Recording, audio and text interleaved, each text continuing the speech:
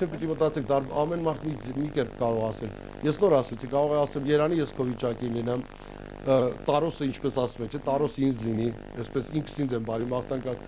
ամեն մեկը մի բան կարող ասել։ Բարի նախանձ արտահայտությունը ընդունված է ժողովրդի մեջ, ասելով բարի նախանձ, բայց մենք բարի հետևից ենք ընկնում փարիսեցու նման կարծում եմ։ Տեր հայր, ինչ կասեք, քանի որ արդեն մեր ժամանակը սպառվեց, մենք էլի հարցեր ունենք, որոնց կանդրադառնանք արդեն մեր մյուս եթերի ընթացքում, մյուս ուրբաթ ժամը 17:00-ին միացրեք եւ ով որ հարցերը չպատասխանված մնաց, կլսեք ձեր հարցերի պատասխանները։ Տեր հայր, ձեր կարճ խոսքը բոլոր նրանց, ովքեր բամբասում են եւ բոլոր նրանց, ովքեր ականջ են դնում եւ բոլոր նրանց, ովքեր տուժում են,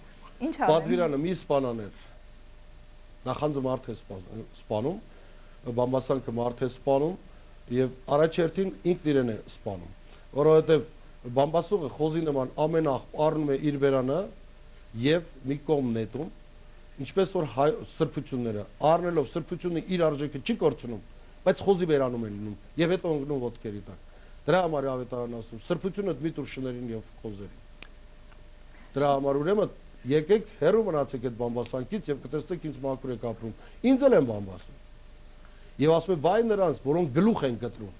Այսինքն վայ նրանց, ովքեր որ երեցներին, քահանաներին, հոգեվորականներին, ղեկավարներին են բամբասում։ Շնորհակալություն Տեր հայր մեր եթերին մասնակցելու համար, Գայանեի, Ֆլորայի եւ շատ այլ չպատասխանված նամակներին մենք կպատասխանենք մյուս ուրբաթ ժամը 17:00-ին։ Ձեր հարցերը կարող եք ուղղել 3w.khahanag.am ինտերնետային կայքին։ Օրհնեցեք Տեր։ Տեսում կհանդիպենք մյուս ուրբաթ։